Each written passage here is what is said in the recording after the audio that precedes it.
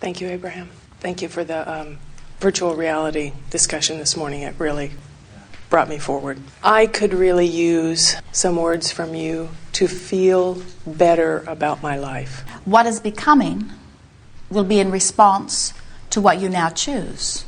And you're in a good place of choosing thought. In other words, you know exactly what to do. It's just a matter of practicing a little bit. Do not base what is becoming on what has been, unless what has been is making you feel good as you think about it. We think what has been is wonderful because it has put you in this poignant leading edge place where you can choose deliberately and definitively things that will please you. We would like to encourage you to not work so hard at it, not try so hard, lighten up, be easier. What do you want to talk about? I'm trying really hard not to be too much in it and yet describe. The contrast has been tremendous, and I don't necessarily mean that in oh, it's been fun. I mean it's been a lot. A lot of fun? No. When you think about the contrast and you think about the desire that is produced within you, can you speak about the desire that has been produced within you? Yes. It's desire to the point that it has worn me down. Well, you see, desire doesn't wear you down unless you're crashing into trees. And so the reason that people say my desire is wearing is because they identify desire, they rev desire up within patterns of thought that are not going along with it. In other words, desire, when it is allowed to flow, is life-giving. It's exhilarating. You don't tire of it. It is always resistance that makes you tired, you see. And so when you say my desire wears me out, what you're really saying is the desire and my awareness of where I am relative to the desire wears me out. And so we say, you're wanting to, in physical terms, there's an expression that really speaks this perfectly. And while we do not use the word God often because it just activates a vibration within you that you've already decided, we're going to use it here because it's such a good saying that says, let go and let God. And what that means literally is, I have been asking. My contrast has helped me to ask clearly. And while I have not been a vibrational match much of the time for what I'm asking for, I've got one whopping of a desire going, a lot of energy moving through me, and the resistance that is my pattern of thought is making me feel like it's struggle. And so the virtual reality game was tailor-made for you because what it does is it gives you an opportunity for no good reason just to feel good. No good reason, in other words. In fact, that might be a good way to think of virtual reality. I'm doing this for no good reason other than the ultimate good reason of feeling good, because when I feel good, I allow all things that I want. But we want you to think of it not being as this ulterior motive. Oh yeah, I'll do virtual reality so that I can vibrate in a good place so that what I want, which isn't coming, can come. Can you feel where you get off the trail in that? So I'll do a virtual reality which makes me feel really good and distracts me from what's not happening. And so we have to find some way of just vibrating there more of the time, and that's what it is about, just being playful. So where would you like to take us? Now, it's not going to be nearly as interesting these days because audiences really love the nitty-gritty of someone's hard life. In other words, there's nothing more exhilarating than to have a really nitty-gritty exposed and then find solution to it. In other words, crowds of all manner, not just crowds that come to see Abraham, really love it when people speak of triumph over crises. There's just something about wrestling that crisis to the ground and killing it that is somehow satisfying in the physical sense. But it is so much slower. And that's what I don't want to do. I don't want to rehash it here. So do you believe that you have let the universe know what you want? In other words, and if you could speak it in some clear words, speak it for us. What do you desire? In other words, take any topic or all topics. We have time. What do you want? I want creative, fulfilling, rewarding work that's in my field that uses who I am as much as what I know and what I've done. Good. Now, what did you hear her say? I want something different than what I've got.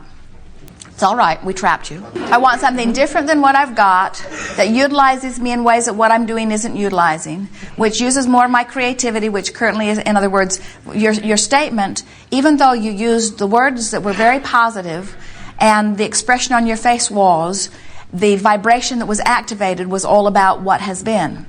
You get the point of this, you see? Mm-hmm. It was interesting, though. And it was true.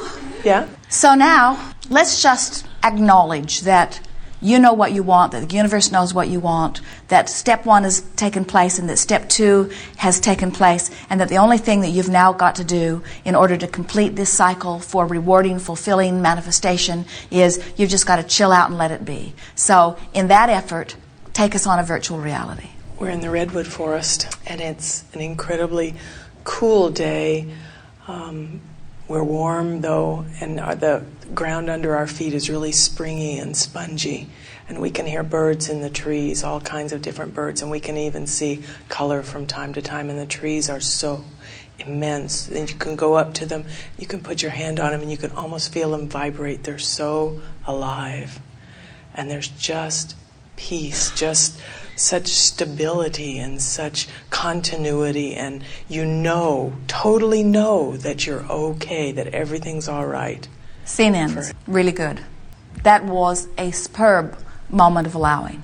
And that is the most productive work that you could ever do. Isn't it interesting? It's off the subject. It doesn't have anything to do. You didn't speak one word about what you really want or need. You just got into this place where, for a moment, you let the universe yield to you a little more what you've been asking for. And the thing that there are two powerful things that take place. One is that you could string a lot of those moments together, so you're allowing. And that sounds logical. It also sounds like hard work. But the bigger thing that happens is, while you practice that, law of attraction responds to that vibration, which gives you easier access to better feeling thoughts more of the time. So it's not just like it's not like we've got this scale with a bucket of bad thoughts on one side and a bucket of good thoughts on one side, and we are one by one tipping the balance of the scale. It isn't like that. It's that we are practicing vibrational proclivity. We are practicing vibrational likelihood. So now where? I'm going to have to go back a little bit, I think. I know myself to be a real participant with the work of Abraham, and I know that I'm assiduous with it, and I have a lot of joy in it. It's not a grind. There's been a tremendous. I called it at one point. It was like my spirit had helium balloons, and I could literally feel the lift in my spirit as I really began to work the work. So when I did hit it's like I went so far and plateaued and continued to work and continued to walk the walk, but wasn't continuing to get the increase in results. And I hear now about the residual beliefs that were sticking me down and causing resistance, and I hear that the virtual reality is a way through that. That's on my inside life. I also have this outside life where I interact with, most notably, my family in not really harmonious situations. They disapprove. I know you can relate to that, Esther. And I hear that more than I want to hear that. It's as though the Karen part of me doesn't have enough belief in what I'm doing to hold my own ground calmly and peacefully. Those are really good words to acknowledge, because what you're saying is, I can find my balance, and I do from time to time, but I can lose my balance, and I do from time to time. And what you're doing here is just repeating the reason that we are encouraging the shoring up of your vibration through these games. In other words, that's the whole point of this. We see so many of you offering most of your vibration in response to what you're observing. And you know, you're onto something really important here, because this is the primary reason that so many humans feel a need to control circumstances outside of them in order to feel good.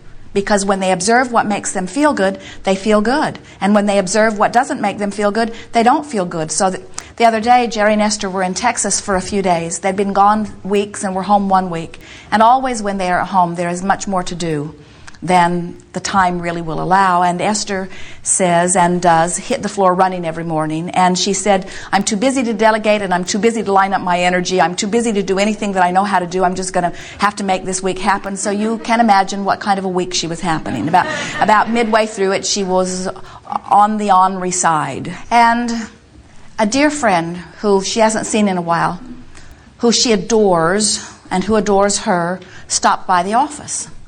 And they only spent about 5 or 10 minutes together. And during this brief interaction, Esther felt herself restored. She felt clarity and eagerness return to her. She felt so good. And when her friend left, she said to Jerry, "Everyone should do that for me." And we say, it is nice when those that you are focused upon are so tuned in, tapped in, turned on, and as they hold you as their object of attention, it's just life-giving. In other words, it is wonderful to meet people like that, and it's nice to be that for others. But it is important not to be dependent upon anything outside of yourself for that, because everyone has their own interests. They're all having their own experiences, and you'll have a sort of rocky ride if you are looking for it outside of you. And of course, we know you know that. We know Esther knows that too. It is nice to have the respite of that, the reprieve of that. But what we are wanting you to begin to say to yourself is, I can decide how I want to feel. Don't wait until you're in a big jam. In other words, when Jerry and Esther just came from Esther's parents' place, and they were in and out for 2 or 3 days as they sort of passed through there. And there's so much evidence of, Esther knows that they do not want the health conditions that they have, and yet they talk about it incessantly. And Esther knows that she cannot, with a few words, guide them back into something that is different. In other words, it was just overwhelming. So she tried to dart in and dart out, and dart in and dart out, and dart in and dart out. And as she has left them, her mind has been upon them a lot. In other words, and as her mind drifts there, she usually does not feel very good. And she's discovered that, at least for now, having just witnessed where they are, she cannot focus upon where they are and feel absolutely wonderful at the same time. And yet she feels guilty about not giving her attention to them. In other words, it feels like abandoning them. And we say to her, it isn't abandoning someone to not think about their problems. It is helping them. It isn't abandoning someone to think about them in a place that they're not. In other words, Esther could conjure an image of them and feel rather good. But it's hard for her this week to conjure an image of them and feel good because she was just with them. In other words, she spent enough time with them and heard enough from them. She's got these flash lights going on inside of her ideas that she'll just flash back into something that one of them said, and then she has this little vision, and then she shudders a little bit and tries to shake loose from it and then reach for another thought. Well, all of you have those experiences. In other words, we are not suggesting that the world is without things that you do not want to see. When we say there is only a stream of well-being, we acknowledge that there are those who have disallowed the well-being, and so there are factual evidences of things not the way you want them to be. And we know that as observing beings, you're bound to look at them. You can't turn on your television without seeing plenty of them, you see. The question that we're wanting to put to you is, how much of what doesn't feel good are you resonating with regularly, and how much that does feel good? And you are the only one who can tip the balance, because they cannot perform collectively or even individually in a consistent enough way to help you set your tone. You've just got to finally say, I'm going to do it. I love them all where they are, and I understand where they are, and bless them where they are, and I adore them no matter where they are, but I'm going to have to start picking and choosing from among the memories, or from among the experiences, or from among the fantasies. I've got to be more diligent and directive in my thoughts to activate vibrations within me deliberately. Do you ever see it? You see it most often with children, but you can see it with adults too, where they will behave one way with one person and an entirely different way with another person. And it's because they have different activation points. In other words, one person who has already made this decision about them activates that within them, where another activates something else. And so it is a lovely thing when someone has held you purely as their object of attention, knowing your wellness and knowing your clarity, because when they see you in that way and they focus in that way, they can get a very strong vibration going that they might elicit from you.